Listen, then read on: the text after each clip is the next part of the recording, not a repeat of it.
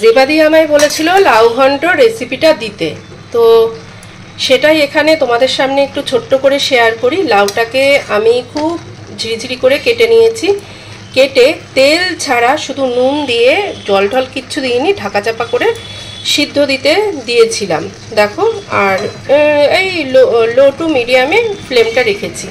তো লাউটা কিন্তু আমার এখন সিদ্ধ হয়ে গেছে। এখন আমি কিছু মশলা শুকনো খোলায় ভেজে নেব। সেটা হচ্ছে ধনে, জিরে, তেজপাতা, তার সঙ্গে দুটো শুকনো লঙ্কা দিয়ে শুকনো খোলায় ভেজে নেব, তারপরে দেখাচ্ছি। গরমে কোনো রেসিপি করা খুব মানে সাংঘাতিক ব্যাপার।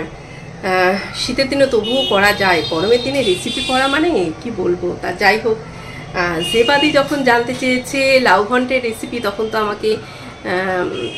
তো আমাকে করতেই হবে। চলো দেখাই। এখানে দেখো, দাঁড়াও ব্যাক ক্যামেরা করে নিই। এখানে মশলাটা ভেজে নিয়েছি। এখানে ফোড়নের জন্য নিয়েছি কালো জিরে, শুকনো লঙ্কা, তেজপাতা। এখানে তেলটা গরম হয়ে গেছে। আর এখানে চিংড়ি মাছটা নুন হলুদ দিয়ে মাখানো হয়ে গেছে। আমি আগে চিংড়ি মাছটা ভেজে তুলে নিইনি, আমি একবারেই করব। এই যে ফোড়নটা দিয়ে দিলাম, ফোড়নটা একটু উঠুক। অনেকে রাঁধুনি দিয়ে করে, তো আমি চিংড়ি মাছ দিয়ে করলে কালো জিরে দিই, আর যখন নিরামিষ করি তখন রাঁধুনি দিই। আর এই যে লাউটা নামিয়ে রেখেছি, লঙ্কা দিয়ে, একদম নুন দিয়ে লঙ্কা দিয়ে সিদ্ধ করা।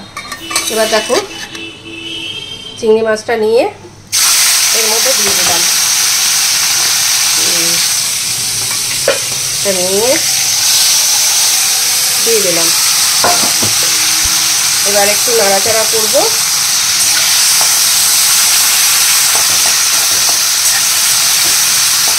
খুব বেশি ভাজবো না, সামান্য একটু নাড়াচাড়া করব।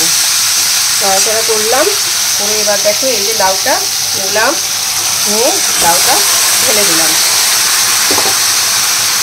এবার এর মধ্যে নুন, মিষ্টি, এই নুন দেওয়া আছে, হলুদ, মিষ্টি সব দেবো, দিয়ে জলটা একটু কমতে দেবো।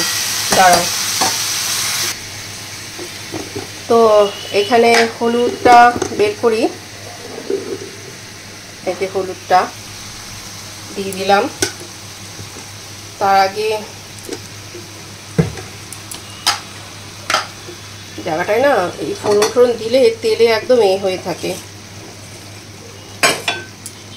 তো রান্না করার সঙ্গে সঙ্গে এগুলো একটু মোছা দরকার।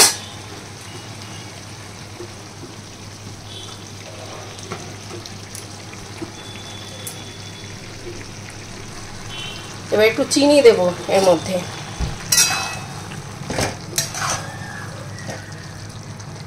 দাও চিনিটা নিয়ে আসি। কিছু কিছু জিনিসে চিনি না দিলে হয় না। হ্যাঁ, বাড়িতে আছে সুগার, কিন্তু সে তো চিনি ঠিনি কিছুই খায় না। তো একটুখানি এরকম লাউ ঘন্ট এতে একটুখানি খাওয়া দরকার, আমার মনে হয় একটু পড়া দরকার। তো চিনি দিলাম, দিয়ে গ্যাসটা হাই ফ্লেমেই থাকবে, কেননা লাউটা পুরো সিদ্ধ করা, আর চিংড়ি মাছ হতে তো বেশি সময় লাগে না। এটা একটু হোক, তারপরে এর মধ্যে কী দেবো আমি দেখাচ্ছি। আর এই মশলাটাকে গুঁড়ো করে নিয়ে আসি মিক্সিতে। চালের গুঁড়োটা আমার একদম শেষ হয়ে মানে বাড়ন্ত। আমার মেয়ের মাঝে মধ্যেই লাগে, মুখে মাখিয়ে এই করে।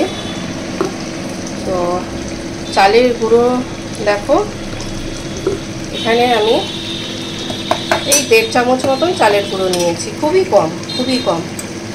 আর তার সঙ্গে আমি দেব হচ্ছে অল্প জল মেশাবো। এইটা আমি গুলিয়ে নেব।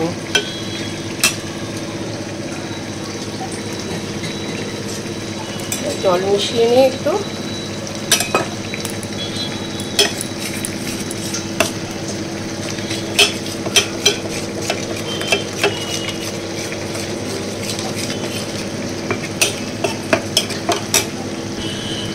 তো চালের গুঁড়োটা দেখো ভালো করে গোলানো হয়ে গেছে, কোনো লাম্পস নেই। এইবার আমি এর মধ্যে এই যে চালের গুঁড়োটাকে দিয়ে দেবো। এটাতে না খুব সুন্দর একটা ব্যাপার হবে লাউ ঘন্টটা। ছাড়া ছাড়া হবে না, একটা সুন্দর একটা ব্যাপার হবে। এটা করে দেখো, এটা আমি আমার শাশুড়ির কাছ থেকে শিখেছি।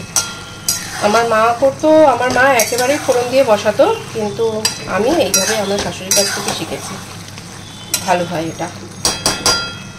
এইবার এটা একটু ফুটে উঠুক, তারপরে আমি মশলাটা দেব। ধনেপাতা হলে এর মধ্যে খুব ভালো যায়।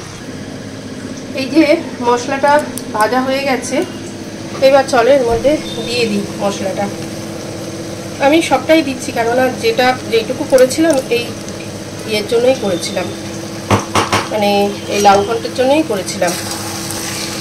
তো মিশিয়ে নেব। তা তোমরা যদি কেউ এরকম ভাজা মশলা দিয়ে লাউ ঘন্ট না করে খেয়ে থাকো, একবার করে খেয়েও খুব ভালো লাগবে, ভীষণ টেস্টি হয় এই লাউ ঘন্টটা। আর একটু মিশিয়ে নিলাম, নামিয়ে নেব। তো হয়ে গেছে, এবার আমি নামিয়ে নেব। হয়ে গেছে, মশলাটা সুন্দর করে মিশিয়ে দিয়েছি, এবার নামিয়ে নেব আমি।